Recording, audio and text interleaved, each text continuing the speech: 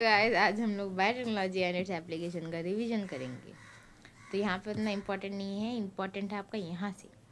तो increase food production कैसे हुआ? एग्रोकेमिकल बेस्ड एग्रीकल्चर करके और ऑर्गेनिक एग्रीकल्चर करके और genetically engineering crop based agriculture करके। फर्स्ट स्टेप था इसके टूवर्ड्स, वो था आपका ग्रीन रेवोल्यूशन, जिससे कि ट्रिपलिंग हो गया था फूड का, लेकिन वो ग्रोइंग ह्यूमन पॉपुलेशन को फीड नहीं कर पा रहा था। इंक्रीज यील्ड और एक रीज़न था, इम्प्रूव्ड क्रॉप वैरायटी और एक रीज़न था, बेटर मैनेजमेंट प्रैक्टिसेस और यूज़ ऑफ एग्रीकल्चर एग्रोकेमिकल जो कि होता है फर्टिलाइजर और पेस्टिसाइड और एक रीज़न था। एग्रोकेमिकल बहुत एक्सपेंसिव होता है, तो इसलिए हमको ऐसा कुछ लाना था कि वो बिना फर्टिलाइजर्स को कैसे कम कर सकते हैं। उसके लिए हम लोग कैसे कर सकते हैं, जेनेटिकली मॉडिफाइड क्रॉप से हम लोग कर सकते हैं।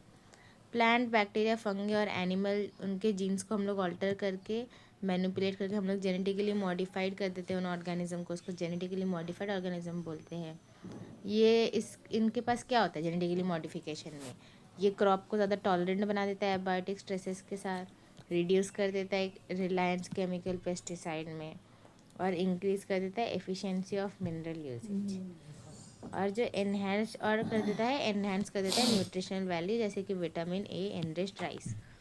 अब इसके साथ ये जो जीएम है आपका जेनेटिकली मॉडिफिकेशन, ये टेलर मेड प्लांट्स बनाता है सप्लाई करने के लिए अल्टरनेटिव सोर्स को इंडस्ट्री में। अभी रिसोर्सेज कौन से आपके, स्टार्च, फ्यूल्स और फार्मास्यूटिकल्स। और ये एग्रीकल्चर में है, बीटी टॉक्सिन का यूज़ होता है जो कि बैक्टीरियम बनाता है बैसिलस थेरेंजेंसिस। ये क्लोन करते हैं बैक्टीरिया में और एक्सप्रेस करते हैं प्लांट में रेजिस्टेंस प्रोवाइड करने के लिए insect without need of insecticide के साथ। और ये बायो पेस्टिसाइड है, एग्जाम्पल है BT cotton, BT corn, rice, tomato, potato, soybean. पहला था आपका बीटी कॉटन, कुछ स्ट्रेन्स ऑफ बैसिलस थेरेंजेंसिस प्रोड्यूस करता है प्रोटीन जो कि किल करता है सर्टेन इंसेक्ट को। लेपिडोप्टेरन में आता है टोबैको बर्डवर्म और आर्मी वर्म।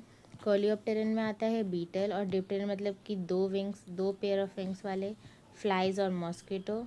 और बीटा थेरेंजेंसिस फॉर्म करता है प्रोटीन क्रिस्टल एक पर्टिकुलर फेज में ग्रोथ के टाइम, और ये सब क्रिस्टल में कंटेन करता है टॉक्सिक इंसेक्टिसिडल प्रोटीन कंटेन करता है। और यहाँ पे बताया गया है कि बीटी टॉक्सिन मतलब कि एविक मतलब बैसिलस को क्यों किल नहीं करता, जो बीटी टॉक्सिन नहीं एग्जिस्ट करता है इनएक्टिव प्रोटॉक्सिन की तरह, लेकिन एक इंसेक्ट जैसे ही इसको इंजेस्ट करता है वो इनएक्टिव टॉक्सिन एक्टिव में हो जाता है, क्योंकि जो उसका गट में अल्कलाइन पीएच रहता है जो कि सेलेबलाइज कर देता है क्रिस्टल को। और जो एक्टिवेटेड टॉक्सिन होता है वो बाइंड करता है surface of midgut epithelial cell से और क्रिएट करता है पोर्स, जिससे कि स्वेलिंग होती है, लाइसिस होती है और इवेंचुअली डेथ हो जाती है इंसेक्ट की। Specific BT toxin gene isolate करते हैं हम लोग बैसिलस थेरेंजेंसिस से, और इनकॉर्पोरेट करते हैं काफ़ी प्लांट्स में जैसे कि कॉटन में। ये चॉइस डिपेंड करता है क्रॉप के ऊपर और टारगेटेड पेस्ट के ऊपर। BT toxin insect group specific होता है, और जो टॉक्सिन होता है ये कोड होता है एक जीन जिसका कि नाम होता है क्राई। ऐसे नंबर होते हैं protein encoded by gene. Cry 1 AC और क्राई 2 A भी कंट्रोल करते हैं कॉटन बॉलवर्म को, और क्राई 1 A भी कंट्रोल करता है कॉर्न बोरर को। फिर यहाँ पे काफ़ी नेमाटोड होते हैं, एक नेमाटोड इसका नाम की है मेलोइडगाइनी इनकोग्निटा, ये इन्फेक्ट करता है रूट ऑफ टोबैको प्लांट्स में जिससे कि रिडक्शन हो जाता है यील्ड में। इसके लिए एक नोवेल स्ट्रेटजी यूज़ किया गया था इसको प्रिवेंट करने के लिए, और इसका प्रोसेस बोलते थे हम लोग RNA इंटरफेरेंस। RNAi, इसको हम लोग RNAi बोलते हैं। RNAi टेक प्लेस करता है सारे के सारे यूकैरियोटिक ऑर्गेनिज्म में, और ये होता है एक मेथड ऑफ सेलुलर डिफेंस। ये मेथड इन्वॉल्व करता है साइलेंसिंग ऑफ स्पेसिफिक mRNA, क्योंकि उधर एक कम्प्लीमेंट्री डबल स्टैंडर्ड RNA हो जाता है जो कि प्रोटीन सिंथेसिस नहीं कर पाता, जो कि बाइंड करता है और ट्रांसलेशन प्रिवेंट करता है ऑफ mRNA। अगर ट्रांसलेशन नहीं है तो उसको साइलेंसिंग बोलते हैं। और जो source of this complementary RNA, ये एक infection by viruses having RNA genome या फिर मोबाइल जेनेटिक ट्रांसपोसॉन्स। तो ये जो कॉम्प्लीमेंट्री RNA आता है ये जब इन्फेक्शन होता है तभी आता है। और हम लोग एग्रोबैक्टीरियम वेक्टर्स का यूज़ करके निमेटोड स्पेसिफिक जीन को इंट्रोड्यूस कर सकते हैं होस्ट प्लांट के अंदर। और जो इंट्रोडक्शन ऑफ DNA ऐसा था कि दोनों सेंस और anti sense RNA host cells में थे, और ये दोनों के दोनों RNA कॉम्प्लीमेंट्री है, तो ये लोग एक डबल स्टैंडर्ड RNA बना देते हैं जिससे कि RNAi स्टार्ट हो जाता है, इनिशिएट हो जाता है RNAi। और साइलेंस हो जाता है स्पेसिफिक mRNA उस निमेटोड का। अब कॉन्सिक्वेंसेस था कि जो पैरासाइट था वो सर्वाइव नहीं कर पाएगा ट्रांसजेनिक होस्ट में, जो कि एक्सप्रेस करता है स्पेसिफिक इंटरफेरिंग आरएनए, और जो ट्रांसजेनिक प्लांट है देयरफॉर वो खुद को प्रोटेक्ट कर लेता था पैरासाइट के साथ। ये है आपका ट्रांसजेनिक जो कि इन्फेक्टेड है, ये फर्स्ट वाला, और ये जो कि प्रोटेक्शन के साथ है सेकेंड बी वाला जो डायग्राम आता है। अब जो रिकॉम्बिनेंट डीएनए टेक्नोलॉजी है, और जो रिकॉम्बिनेंट डीएनए टेक्नोलॉजी है इसने काफ़ी इमेंस इम्पैक्ट किया है area of health care, enable करके मास प्रोडक्शन ऑफ सेफ और ज़्यादा इफेक्टिव थेरेपेटिक ड्रग्स का। और जो रिकॉम्बिनेंट थेरेपेटिक्स है ये इंड्यूस नहीं करते अनवांटेड इम्यूनोलॉजिकल रिस्पॉन्सेस, और उसका जो कॉमन होता है सेंस में सिमिलर प्रोडक्ट आइसोलेट करते हैं हम लोग नॉन ह्यूमन सोर्स से। और प्रेजेंट में अबाउट 30 रिकॉम्बिनेंट थेरेपेटिक्स को अप्रूव करा गया है ह्यूमन यूज़ के लिए, लेकिन सिर्फ 12 ही प्रेजेंटली मार्केट किए जाते हैं। अब यहाँ पे एक बंदे को आइसोलेट करना पड़ेगा इंसुलिन दूसरे एनिमल से, और जो इंसुलिन है वो क्या मतलब कि इफ़ेक्टिव रहेगा ह्यूमन बॉडी में, क्या वो कोई इम्यून रिस्पॉन्स इलिसिट मतलब नहीं निकालेगा। तो ये हम लोग देखते हैं आगे। इंसुलिन जो हम लोग यूज़ करते हैं डायबिटीज़ के लिए, वो अर्लियर एक्सट्रैक्ट करते थे हम लोग पैंक्रियाज ऑफ स्लॉटर्ड कैटल और पिग से। इंसुलिन एक एनिमल सोर्स से कॉज करता था पेशेंट्स डेवलप करने के लिए एक एलर्जी या फिर दूसरे type of reaction foreign protein से। इंसुलिन में 2 टाइप के शॉर्ट पॉलीपेप्टाइड चेन होते हैं, एक होता है चेन ए और एक होता है चेन बी, जो कि लिंक टुगेदर होता है डाइसल्फाइड ब्रिजेस से। मैमल्स में इंक्लूडिंग ह्यूमन में इंसुलिन सिंथेसिस एक प्रो हार्मोन है, जैसे कि एक प्रो एंजाइम जो प्रो हार्मोन है उसको भी प्रोसेस करना पड़ता है जिसके वजह से वो फुली मैच्योर बने और फंक्शनल हार्मोन बने। और इस पर ना कंटेन करता है एक एक्स्ट्रा सी पेप्टाइड जब वो इमेच्योर होता है, और जो सी पेप्टाइड है ये प्रेजेंट नहीं रहता मैच्योर इंसुलिन में और रिमूव हो जाता है मैच्योरेशन टाइम के टाइम इंसुलिन के अंदर। और जो मेन चैलेंज था कि जो आर डीएनए टेक्निक था ना वो getting insulin assembled, R DNA को हम लोग मैच्योर फॉर्म में असेंबल करना ही आपका बस डिफ़िकल्टी था। 1983 में एली लिली एक अमेरिकन कंपनी थी जिसने कि प्रिपेयर करा 2 DNA sequences corresponding to A and B chains of human insulin और इंट्रोड्यूस किया उसको प्लाज्मिड ऑफ ई कोलाई में, जिससे कि उन्होंने प्रोड्यूस किया इंसुलिन चेन ए और बी को प्रोड्यूस किया सेपरेटली, एक्सट्रैक्ट किया और कंबाइन किया, फिर क्रिएट हो गया आपका डाइसल्फाइड ब्रिज। देखो यहाँ पे फ्री सी पेप्टाइड हो गया तो मैच्योर फॉर्म से सी चला गया, ये दोनों हैं, यहाँ से आपका सी पेप्टाइड चला जाएगा और ये दोनों आपके डाइसल्फाइड बन जाएंगे, तो ये एक मॉलिक्यूल बन जाएगा। पहले ये 1 था अभी 2 बन जाएगा, ये 1 और ये 2। ठीक है, हम लोग आ जाते हैं जीन थेरेपी में। जीन थेरेपी एक पर्सन हेरिडेटरी डिजीज़ के साथ होता है तो उसको हम लोग करेक्टिव थेरेपी ले सकते हैं डिजीज़ के लिए। जीन थेरेपी एक अटेम्प्ट होता है इसको करने के लिए। जीन थेरेपी एक कलेक्शन ऑफ मेथड है जो कि अलाउ करता है correction of a gene defect जो कि डायग्नोस होता है एक चाइल्ड या फिर एम्ब्रियो में, और यहाँ पे जीन्स इंसर्ट करते हैं पर्सन के सेल में और टिश्यू में ताकि हम लोग ट्रीट कर सकें डिजीज़ को। करेक्शन ऑफ ए जेनेटिक में इन्वॉल्व करता है डिलीवरी ऑफ नॉर्मल जीन, हम लोग नॉर्मल जीन को डिलीवरी करते हैं इंडिविजुअल के अंदर या फिर एम्ब्रियो के अंदर ताकि वो फंक्शन ले सके और कंपेंसेट करे जो कि उसका नॉन फंक्शनल जीन है उसके लिए। अब जो फर्स्ट क्लिनिकल जीन थेरेपी था ये 1990 में दिया गया था एक 4 साल की लड़की को जिसको कि एडीए डिफिशिएंसी थी, एडिनोसिन डिएमिनेज। ये एंजाइम क्रूशियल होता है इम्यून सिस्टम को फंक्शन करने के लिए, और ये जो डिसऑर्डर था इससे डिलीशन हो जाता है जीन जो कि एडिनोसिन डिएमिनेज को बनाता है।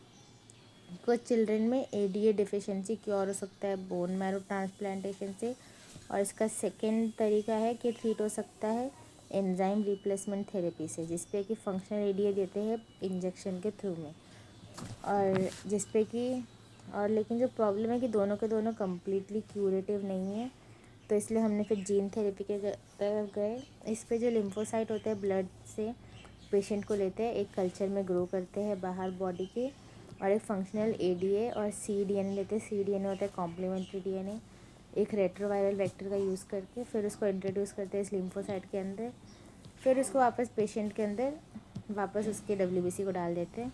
और ये सेल इमॉर्टल नहीं होता है, डब्ल्यूबीसी का लाइफ स्पैन होता है, इसलिए पेशेंट को रिक्वायर होता है पीरियोडिक इन्फ्यूजन के लिए, मतलब कि उसको बार बार अंदर डब्ल्यूबीसी निकालना पड़ता है, अंदर करना पड़ता है, और जेनेटिकली इंजीनियर्ड लिम्फोसाइट को अंदर डालना पड़ता है।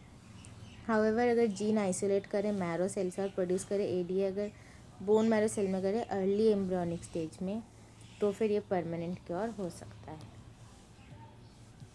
तो यहाँ पे मॉलिक्यूलर डायग्नोसिस में आ जाते हैं। यहाँ पे हम लोग कन्वेंशनल मेथड होता है डायग्नोसिस का, सीरम और urine analysis.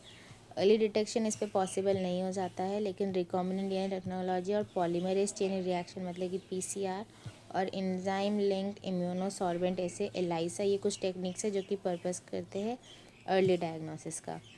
Presence of pathogen जैसे कि बैक्टीरिया, वायरस और एट्सेट्रा, ये नॉर्मली सस्पेक्ट होता है जब पैथोजन एक डिजीज़ का सिम्टम दे रहा होता है, लेकिन तब तक पैथोजन का कॉन्सेंट्रेशन बहुत ही ज़्यादा होता है।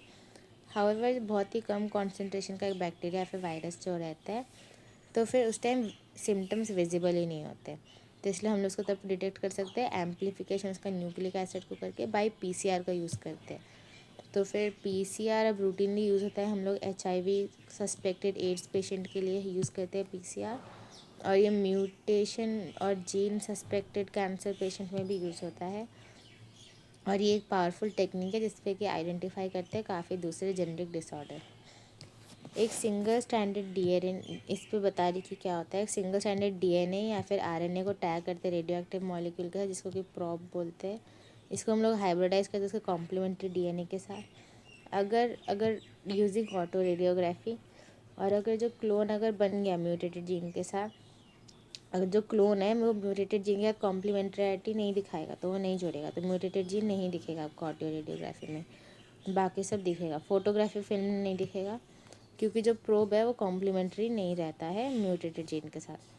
एलाइसा बेस्ड होता है principle of antigen antibody interaction में। इन्फेक्शन बाय पैथोजन डिटेक्ट हो सकता है by presence of antigen, protein, glycoprotein etcetera, या फिर detecting the antibody synthesised against the pathogen. अब जो एनिमल्स होता है जिन लोगों के हमने डीएनए मैनिपुलेट कर दिया और प्रोसेस कर दिया है कि एक्सप्रेस एक्स्ट्रा फॉरेन जीन बनाने के लिए, उसको हम लोग ट्रांसजेनिक एनिमल बोलते हैं। Transgenic rat, rabbit, pig, sheep, cow और फिश, ये आज तक हम लोगों ने प्रोड्यूस किया है। ऑल्दो 95% जितने भी एग्जिस्टिंग ट्रांसजेनिक एनिमल है वो माइस ही होते हैं।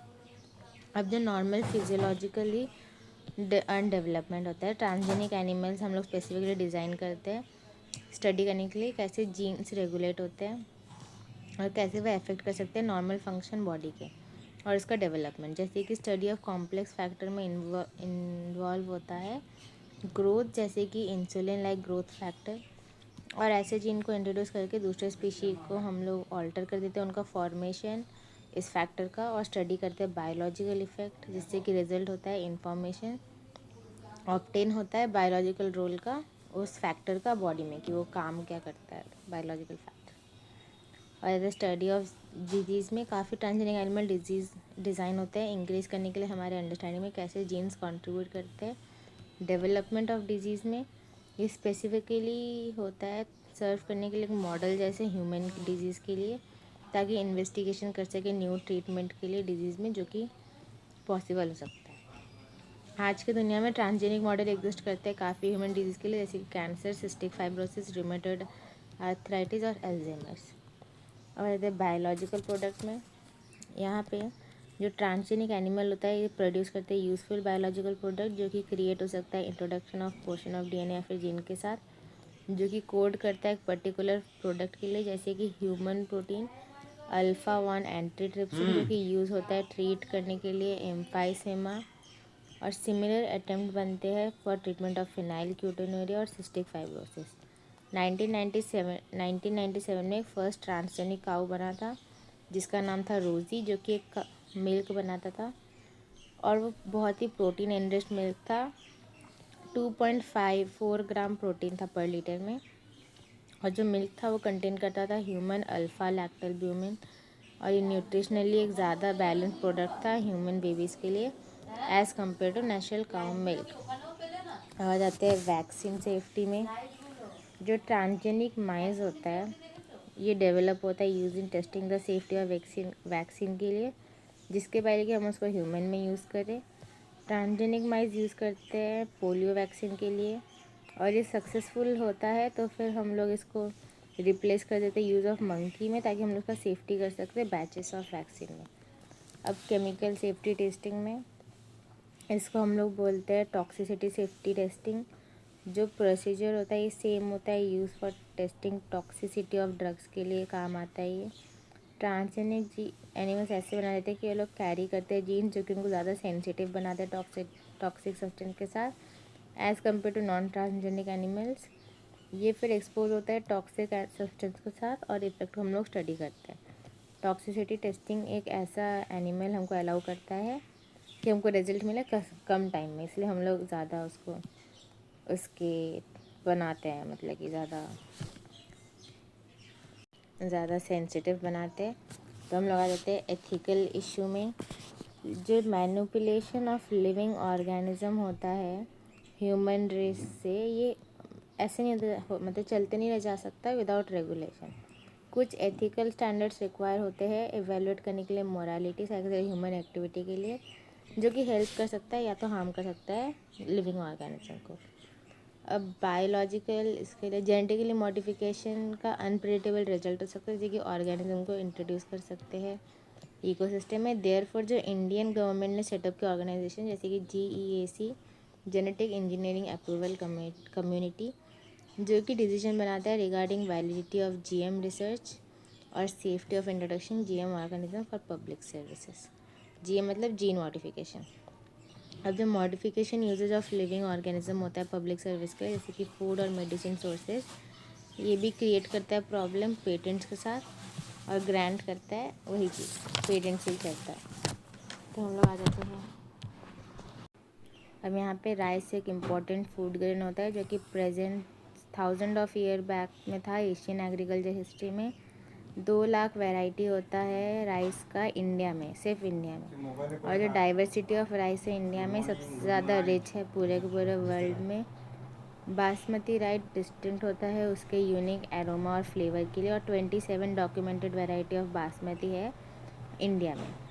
अब जो बासमती राइस का आपका एंशियंट टेक्स्ट में भी होता है, उसका रेफरेंस फॉल्कलोर में और आपका पोइट्री में, और ये ग्रो करा गया है सेंचुरीज़ के लिए। और 1997 में एक अमेरिकन कंपनी को पेटेंट आया था rights on basmati rice through the US patent और ट्रेडमार्क ऑफिस। इससे ना कंपनी को अलाउ हो गया कि वो लोग न्यू वैरायटी ऑफ बासमती और US और अब्रॉड में बेच सके। ये जो न्यू वैरायटी ऑफ बासमती था ये एक्चुअली इंडियन फार्मर्स का एक वैरायटी था, और इंडियन बासमती जो था वो क्रॉस करा गया था सेमी डॉर्क वैरायटी के साथ, और उन्होंने इसको एक इन्वेंशन या फिर नोवेल्टी जैसा बोल दिया। तो फिर उस पेटेंट को हमने एक्सटेंड किया फंक्शनल इक्विवेलेंट के लिए, इम्प्लाई किया कि दूसरे पीपल जो लोग बासमती राइस बेच रहे हैं उनको रेस्ट्रिक्ट होना चाहिए, हाँ ये नहीं बेचने से उनको नहीं बेचना चाहिए या फिर कंपेंसेट करना चाहिए।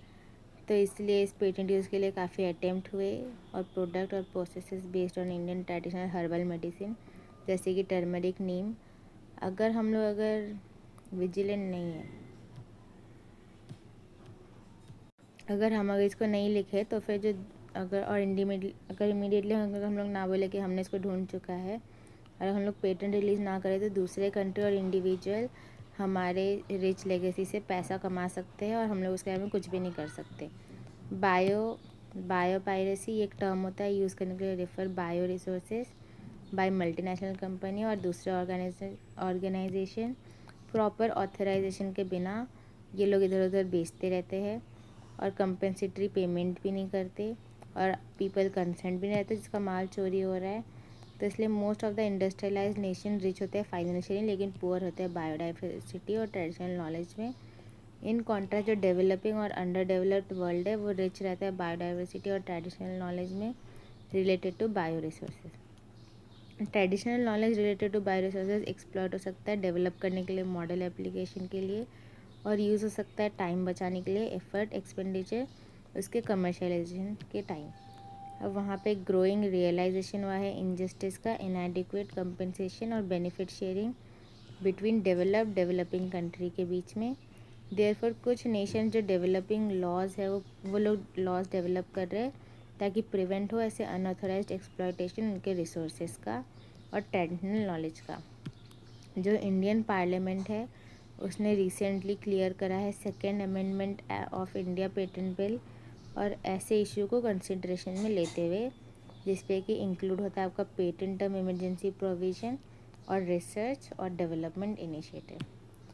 तो बस इतना ही, बाय बाय।